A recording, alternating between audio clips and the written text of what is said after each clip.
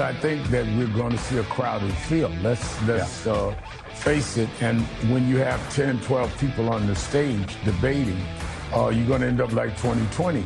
Because let's not forget, you had how many candidates, and then all of a sudden, Joe Biden came in late and wiped the field. You had 14 progressives, basically, and one moderate. But Joe Biden came in and cleared the deck. I think people are going to look for a candidate that can win. Wait, hold on just a second. That couldn't have happened today. That couldn't have happened. You know, it's Al Sharpton, a guy who has a sort of a weird relationship with the truth. Sharpton on Morning Joe, the reality-challenged MSNBC morning show, telling everybody that Joe Biden came in and cleared the decks. I'm trying to remember the 2020 Democratic primaries. Joe was there at the beginning. He was there at the very beginning. I'm old enough to remember that. I was aware. And the very first debate they had, where the stage was crowded with people, that was the one that Kamala Harris called him a racist to his face. And she had the school bus photo, and then she was fundraising off it. And Jill Biden had a whole bunch of words for Kamala Harris. I remember that. I guess Al Sharpton's memory isn't that good. Perhaps we should consider memory care for him. A memory ward at MSNBC. We'll call it the Joe Biden Memory Ward. It's Mike Opelka in for Chris Plant on the Chris Plant Show. Just laughable. Laughable that the revisionist history continues at MSNBC. Oh, my God. I go back to all of this. There were a lot of people that were running on the Democrat side of things. I seem to recall Tulsi Gabbard was part of that party. This was amazing. Bill de Blasio, the worst mayor in the history of New York, and that covers a lot of ground, thought he was going to be the guy. Oh, it is amazing. And to say that Joe Biden came in and he cleared the decks. Biden was lagging behind Bernie Sanders. It was Biden's mumbling, fumbling, bumbling, and stumbling that should have cost him that nomination. And Bernie really got ripped off. It sure felt like that. There were so many people. Hickenlooper, remember that Bobo from Colorado? He dropped out of the race in August of 2019. You had the climate crisis town hall that was held on CNN. I remember all of this stuff. They had myriad debates. And at the end of it all, it was Clyburn who came in and brought South Carolina home to Joe Biden, who desperately needed a win or he was not going to make it. And then, lo and behold, what happened to South Carolina? They are suddenly awarded the first primary for the Democrats in the next election, and that's money. That is money and influence. It was February 26th of 2020 that Majority Whip, Democrat Majority Whip Jim Clyburn endorsed Joe Biden just ahead of the South Carolina primary. Sanders had won Nevada 4 days before. Sanders was picking up endorsements from some pretty far-left Democrats. De Blasio had endorsed him a week prior to that. So it looked like the Democrats were going to nominate a Democrat socialist, and they couldn't let that happen. And that's how I believe it came together. That Clyburn, and before it all shook out, Clyburn endorses Biden ahead of the South Carolina primary. Mayor Pete wins in Iowa. Mayor Pete, he won in Iowa, and then 2 days later, Biden wins South Carolina. And it pretty much was done. March 1st, Mayor Pete's out. Klobuchar's out. O'Rourke, Beto O'Rourke, the beta male of the century, endorsed Biden, along with Mayor Pete and Klobuchar at a rally in Texas. So there it is. That was all ahead of Super Tuesday. Biden didn't come in and clear the temple. Biden didn't come in and sweep through it all. It's amazing to me. It's just amazing to me that they're allowed to rewrite history, and it should not be allowed to. Both this issue with Biden's brain and what the books are now coming out and saying that the media had no idea, that we were lied to by the White House. How dare they lie to us? They do not have to buy in. They do not have to buy in. You just said that. You just said that 2 minutes ago. You just said 2 minutes ago that they would have to buy in. You said they would have to buy in. Have to buy in. If she qualifies for Medicaid, are you forgetting what you said 2 minutes ago? Be in for it. Are you forgetting what you said just 2 minutes ago? Mr. Castro. I can't believe that you said 2 minutes ago that they had to buy in, and now you're saying they don't have to buy. You're forgetting that. Ouch. Maybe someone should ask Mr. Castro if he was asked about that. Did he get called on the carpet for calling out Joe Biden's memory during a debate? Would certainly be very interesting to me. But yeah, the attempts to rewrite history, not going to work. The internet's forever. Thank God the internet saves everything. We have complete timelines. We have video. We have everything we need to say, hold on a second. You know, we can go right back to the issues that talk about Joe Biden's cognitive skills, and people like Chuck Schumer saying, I just left the White House. He's the sharpest I've ever seen him. In fact, Schumer had a moment yesterday. I believe it was Manu Raju from CNN, another one trying to rehabilitate their image, asking Schumer about Biden and what he said a year ago about Biden's cognitive state. Hand was up. You said in June of last year, in my meetings with President Biden, I found him to be in command and impressive and wielding influence to make progress on key priorities. But in that same month, Biden apparently did not even recognize George Clooney at a fundraiser. Were you being straight with the American public? Look, we're just looking forward. So Schumer's asked, hey, it was a year ago. You said he was in command and impressive, and then that same month, he didn't recognize George Clooney. He couldn't recognize George Clooney. Were you being straight with the American people? Schumer won't answer. He's just saying, we're moving forward. Next question. Casey Hunt had Schumer on yesterday, too. CNN must be told they're looking foolish. I really do want to ask you about something that has been breaking out of CNN. Our Jake Tapper and Alex Thompson have written a book called Original Sin, and they call it a cover-up of Biden's health and his cognition and his fitness, quite frankly, to be president of the United States. You sat next to Biden in the Oval Office February 27th. 2024, just a handful of months before the president took that debate stage. And it was later reported that you and other Democratic leaders were talking before the debate about having a plan. You and Hakeem Jeffries, Nancy Pelosi, Barack Obama. I understand you later denied that that ever happened. But I am curious, I'm interested to know whether the man that you saw sitting there on that couch on that day, you were in there, you saw him up close and personal. Did you really not have any idea that he was not fit to serve a second term? Casey, we're looking forward.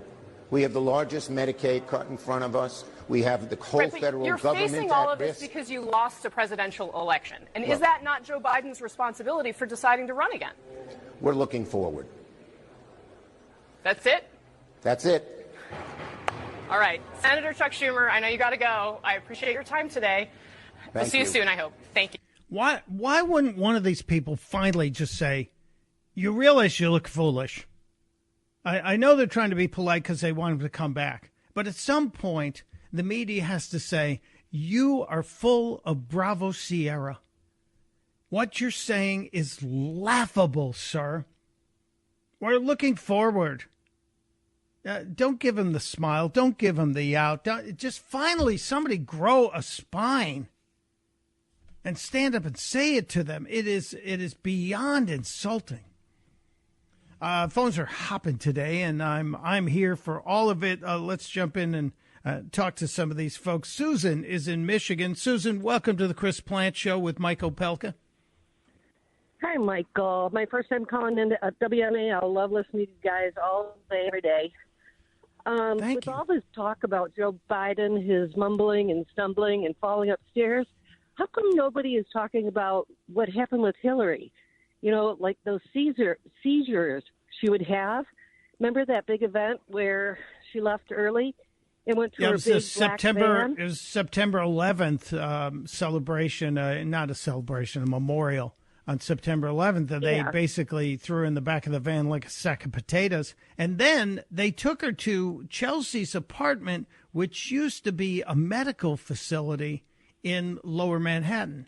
The apartment was a converted doctor's office, and one wonders if that was set up to be there just in case they needed it. I know. I just wonder what was going on with her, because there were other videos online that she would do these weird twitches. Did you see any of those? I haven't seen the twitches. I have seen some curious statements, and I do think it's unusual that she has dropped out of the public eye. So you now have me thinking, Susan, I'm going to do my homework overnight, and we'll see. Maybe there isn't something we should talk about with Hillary Clinton. Maybe there's something lurking there. I'll get on that project after the show today, but thank you. Appreciate you being there. Robert is in Charleston, South Carolina. Hello, Robert. Welcome to the Chris Plant Show. Hello, Joe Pelka. Nice to talk to you again. I just wanted to say, I happen to notice that when you mentioned Joe Biden, you said, old man, this is, as if old is bad. Old isn't necessarily bad. We even know how to reverse the aging process to stop it, and it's reversible. You do it by re-raveling the ends of the telomeres, and there was an extraction from cancer cells that was used to do that. But the research was never finished at the NIH because they closed down the research, and consequently we can't prevent necessarily cancer from being carried over. But once that's completed, we'll be able to go back to stop the aging process and even go back to our primes. And therefore, age is not bad. I'm a quarter Roman, and I know how the Romans do aging. The reason why the Romans didn't kill the Jews, which they could easily have done, they killed so many different people who were giving them trouble, but they did not kill the Jews because they respected the fact that at that time the Jews were already 3,000 years old. So they respected that. My father, my mother, and my Robert, I need to put you on hold. I don't think we're going to agree on things, and I'm sorry to say that. You have a great amount of energy, and I think we unloaded about 11 conspiracy theories in less than a minute, and we may have set a new record. I'm not trying to be insulting to anyone. I'm not a young person myself. I happen to love old people, and I referenced Joe Biden because he was an elderly man, feeble both in body and brain, and there's a giant portion of the country that covered it up, and we need accountability for that because it did damage to this country, and so far we haven't gotten that yet. Not yet. All right, I'm going to take a break, step aside. I promised you the Elon Musk story. We will get to that, more of your calls. Elon Musk wants tens of billions of robots very soon. And what are we going to do with them? What exactly are these robots going to be doing? 888-630-9625, 888-630-9625. It's the Chris Plant Show with guest host Mike Opelka. Chris here with a list of things that none of us should trust. The Washington Post, the New York Times, anything on CNN. Here's a list of things that I do trust. The Washington Times. Support real journalism for just $1 a week at WashingtonTimes.com/Chris. It is the Chris Plant Show. Mike Opelka sitting in for my friend Chris Plant for a couple of days. Thanks for being here. Always honored to be here. Shout out to friends and family listening in Chicago on the great WLS. We appreciate you. And we're going to try and get to everything. And there's just so darn much. And so much of it is fun. And we can't let it all go because we have to spend time with it. I did mention we'll get to the Elon Musk thing because we have to. Elon Musk was at the conference in Saudi Arabia and did an 8-minute interview with one of the thousands of members of the royal family. There are so many princes in that room. They all are princes, are they not? Yes, they are. And then there was the announcement yesterday that Joe Biden and the mental decline that we all witnessed and we all were talking about ahead of his inauguration, the decline now, the Democrats are trying to say, well, it was covered up by the White House. It was covered up by his aides. We really didn't have. No, we suspected it, but, out of respect for the man and his career and our power, yeah, sure. But I think the height of it all in terms of insults was when Joe didn't recognize George Clooney at the multi-million-dollar fundraiser, $28 million fundraiser that Clooney and Julia Roberts held. And that's the one where he walked off stage and he froze. He went blue screen. But it's really weird because just 2 years earlier, Joey was honoring George Clooney. One thing I respect most about George, and I mean this sincerely, is his deep empathy. A life spent challenging the powerful on behalf of the powerless is a life of purpose. He is unrelenting and undaunted. That's character. That's character. George Clooney, and he's looking at him while he's giving him a big award, a ribbon and a medal or something. In real life. And that's George Clooney. This just into CNN, big Democratic donor George Clooney, of course, the actor, has just called for President Biden to step aside. Clooney wrote extensively about President Biden, saying we are not going to win in November with this president. He recounted being with Biden at that fundraiser, saying it's devastating to say it, but the Joe Biden I was with 3 weeks ago at the fundraiser was not the Joe big effing deal Biden of 2010. He wasn't even the Joe Biden of 2020. He was the same man we all witnessed at that debate. He goes on to say our party leaders need to stop telling us that 51 million people didn't see what we just saw. So Clooney didn't get recognized and he unleashed hell on Joe Biden. George Clooney was given the massive insult, the biggest insult you can hit any member of show business with, and that is to not recognize them. Don't you know who I am? How dare you? I'm going back to Lake Como, unless I sold that. We will get back to the phones. I know there are a lot of calls lining up, but I have to play for you the Elon Musk statement on robots because it kept me up at night. Really bothered me. And it's from yesterday. It was at the big Saudi event because the Saudis want to own AI. We'll get to all of it. It's Mike Opelka in for Chris Plant on The Chris Plant Show.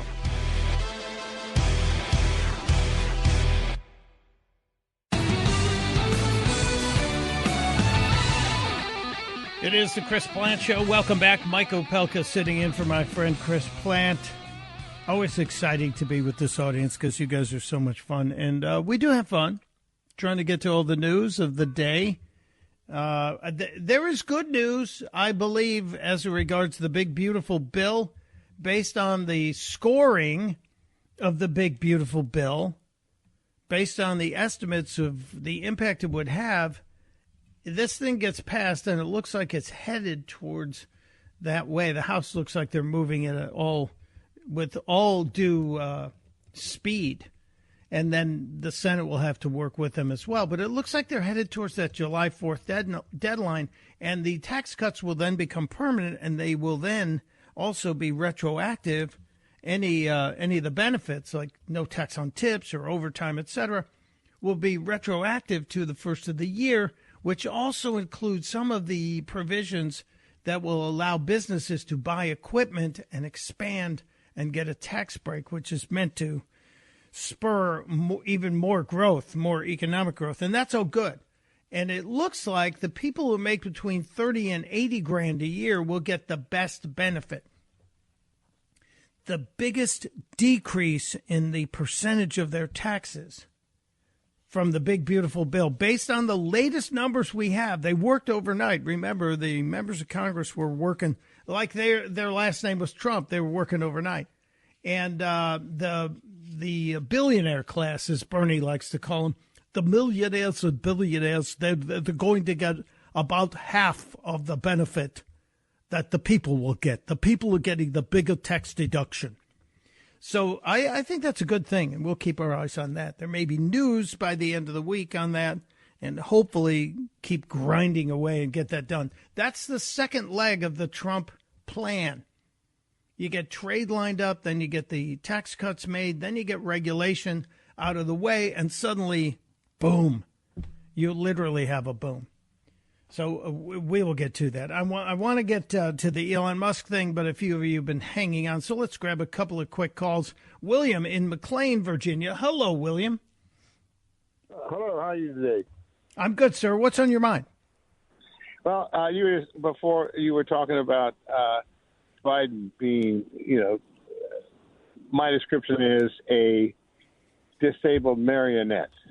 My question is, with regard to that, who was pulling all the strings? Was that the staff in the White House, or is there some other smoke-filled room behind the smoke-filled room who are pulling all the strings? Well, how dare you assume they're smoking? We all know how bad smoking is for you. They're all probably using those packets they put in their mouth. I don't know what they're called, but I know all the young people are doing. They're vaping. But it's likely that you had this, and I think we all understood. Barack Obama had a say, since he's still, I think, guiding the party. Valerie Jarrett, Obama's henchwoman, and I think Susan Rice had a good say in all of this. I think those three really were the major voices who were directing the people inside the White House. So I would assume we'll eventually find that out, maybe years down the line. Pretty well accepted that's what was going on. I think so, anyway. But, yeah, that's a good image, kind of a wounded marionette, disabled marionette. Thank you, William. Appreciate it. Greg is in Manassas, Virginia. Hello, Gregory. How you doing? I'm good, sir. What's on your mind? Good. Okay, so first thing, I didn't catch the name of that woman who was asking Schumer all the questions. And Casey Hunt, who was at MSNBC and then went to CNN. She now has an afternoon show. Okay, so instead of calling them reporters, first thing I'd like to say is let's call them news workers, because they're not really reporting anything properly. So I love it when Chris calls them. When Chris says they're typing for whatever website or publication, I always love that. They're a typist for the DNC. That's very accurate. They're news workers. Right. So I would be looking forward to them or her asking the question. Well, after he responded that he's looking forward, but I'd like to hear her say, "I'm looking forward to a clear, concise, and honest answer from you, Mr. Schumer." Yeah, that's what I would have been told. That would have been what I would have heard from the nuns in the Catholic school. Well, I'm looking for an answer. I'm looking forward to you telling me the answer or doing your homework, little mister. Yeah, I would have been tempted to fire back. Are you looking forward to a primary challenge from AOC? Because it may be coming, Chuck. And just, I wish they'd have a little more steel in their spines. But that's a good question, Gregory. Thank you. Annie is in Addison, Illinois. Annie, what's on your mind today? Well, you always end your lovely Chris Plant show with Testudo. And I actually saw it on The Gladiator. And I'm like, oh, my gosh. That's it. That's the Testudo. It was really fun to see. It was at the very beginning when he was a commander, and they were winning it. Yeah, it was so cool to see. I'm not sure I can recommend the movie, but it was wonderful to be able to see it. That's a little bloody, isn't it? It's a little violent, that movie. But the Testudo maneuver is really about all of us coming together and making sure we protect each other with our shields. Put them over your head. And that's why I say that on every show.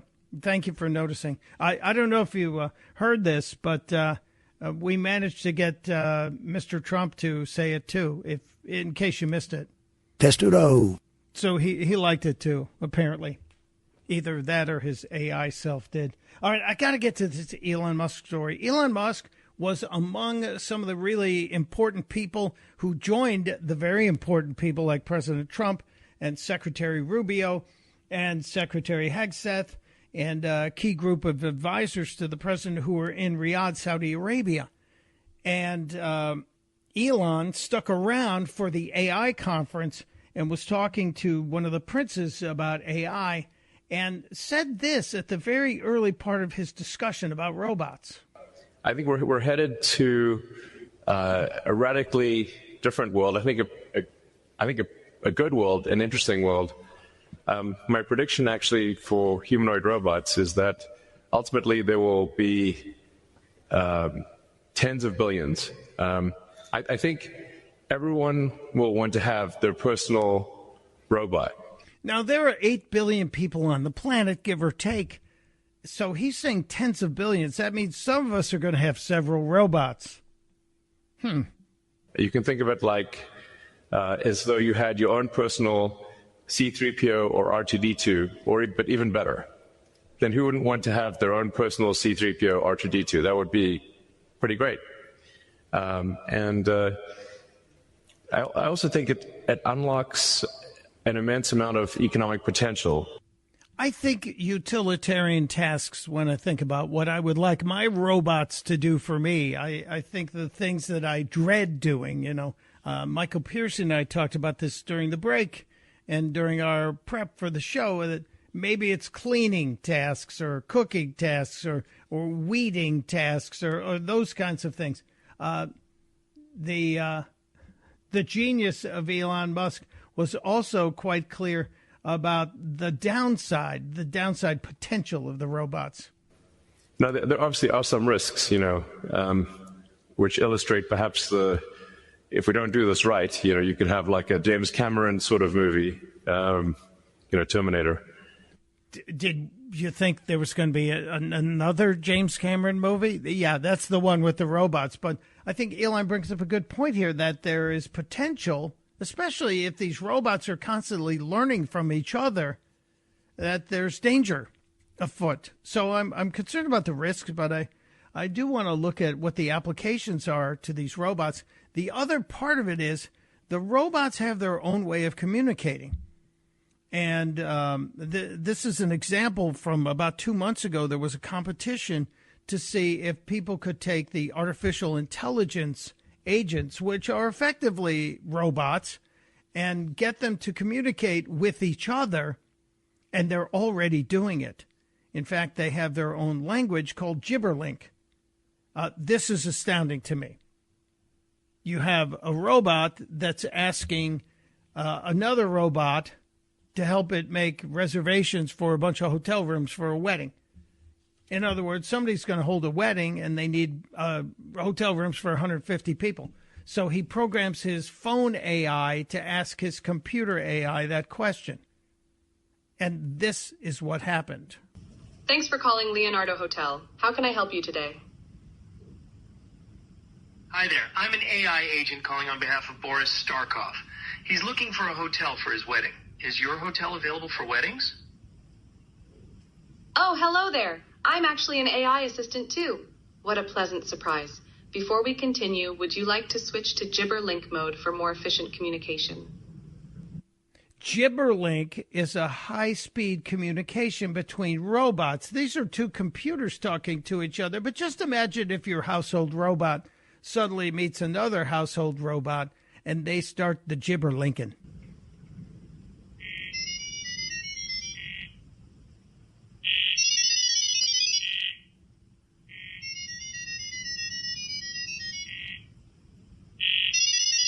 So what's going on? They're actually doing subtitles as to what these two are talking about. But this is what I'm terrified about with the robots. I'm a little nervous that the robots are going to immediately go into Gibberlink and we're going to be cut out of the equation. I'm all for robots. I'm all for technology. I love making technology work for us. But I'm just wondering, where is the best place for all of these robots? What is the best use for all of these robots? Some people say maybe they should be taking care of our seniors. Some people say they should be doing our manufacturing, or others are wanting them for armor. What would you do with your robot? I know it's kind of a crazy question. 888-630-9625, 888-630-9625. Elon Musk and all of the people that were at that event, the AI portion of the big Saudi event, you had Zuckerberg was there, you had Elon Musk there, you had the gentleman behind ChatGPT, because the Saudis want to be right behind us on AI and robot technology. And it's going to be domestic robots, and it's going to be, and according to Elon, it's going to be robo-taxis, which I'm still not sold on that. But if you have a thought, you're welcome to share. Before we get out of here today, 888-630-9625. What do you want your robot to do for you? Come on, break it out. It's Mike Opelka in for Chris Plant on The Chris Plant Show.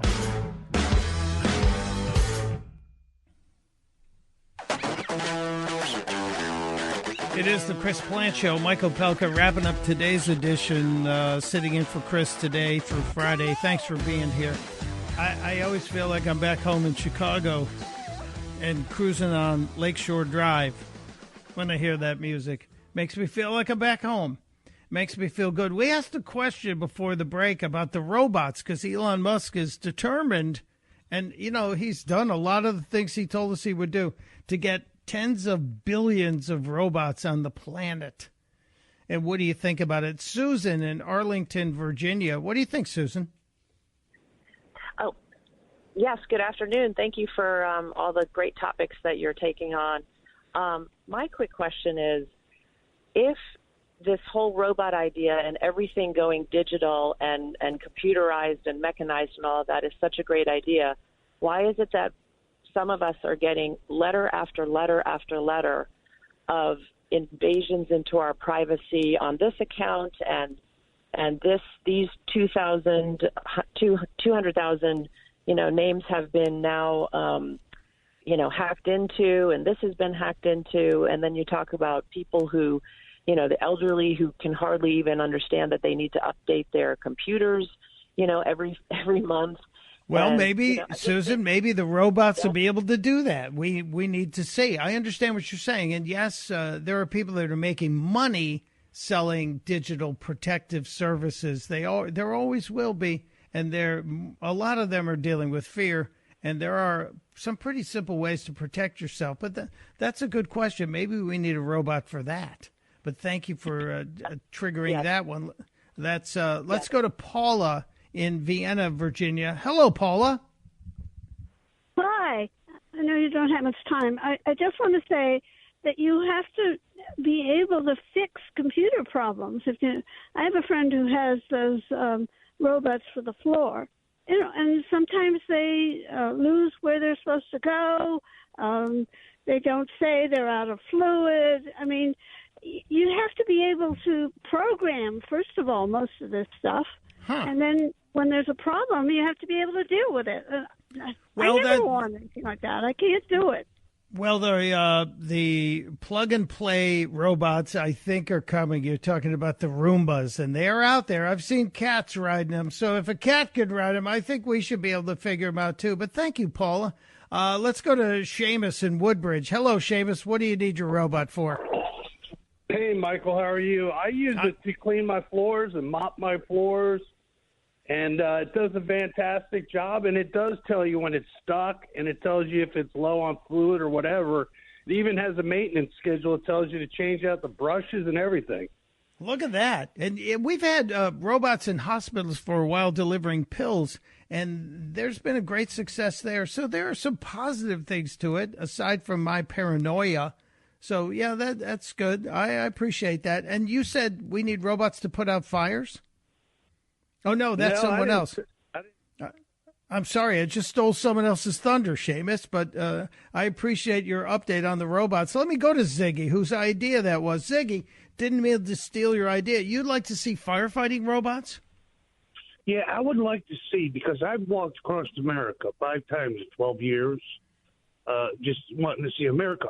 But, the trimming of the trees, the dead bushes in there that cause these fires to keep spreading and spreading. I mean, let's put a bunch of robots out there, and I don't know what to give them, but, have them clean all the brush up that keeps burning and burning. And we have so many forest houses. management. Forest management robots, that's a good idea. Thank you, Ziggy. Keep walking. Nick in Virginia. Nick, you would like a certain kind of robot? Hey, Mike, yes. They already have those cute little robotic dogs. You've seen them on the Internet. Yeah, from Boston Dynamics. Huh? Yeah. Yeah, Boston Dynamics makes those. To me, they're not cute. They're scary, those dogs. They open doors. Oh, my God. Well, I haven't. I've just seen a little video of them. They're kind of cute, but I want a robotic pit bull. A robotic pit bull. All right. I'm worried about that one, Nick. Thank you. John is in Lanham, Maryland. Hello, John. Hey, I just had an idea that they could replace the Congress and the senators, and it'd be pretty much the same thing. It'd be like, if they're talking and they say, yeah, I'm going to go along with that, and then one of the other robots remind them, well, you're a constituent, you voted against that before. So then they could just say, recalculating. We might end up with robots in Congress, and I wouldn't want to tell them that because they'll take advantage of it. But thank you. Thank you so much, John. A robotic Congress. Interesting thought. 435 robots in the House, 100 robots in the Senate. Will we color them blue and red to make sure we identify their parties? Maybe. One last quick one. Marianne in Florida. You have one more final thought on today's show, Marianne? Okay, Mr. Opelka, thank you. I just wanted to, this is walking back a little and not with a robot, but this is walking back to who was running the strings while Joe Biden was president. Yes. And I have four names. Jill Biden, who didn't want to give up power, Steve Rossetti, Mike Donnellan, and someone named Anita Dunn, who were all in the Obama-Biden campaign. I think one of them might have been in the Clinton. Especially Anita Dunn. The music means we're out of time, but that's pretty good. That's a pretty good list, especially Anita Dunn. Thank you for that. Thank you to Michael Piercy, everybody who participated tomorrow. We'll do it again. Let's meet again tomorrow. Till next time, it's Mike Opelka and President Trump reminding you, testudo, my friends. Mr. President. Testudo.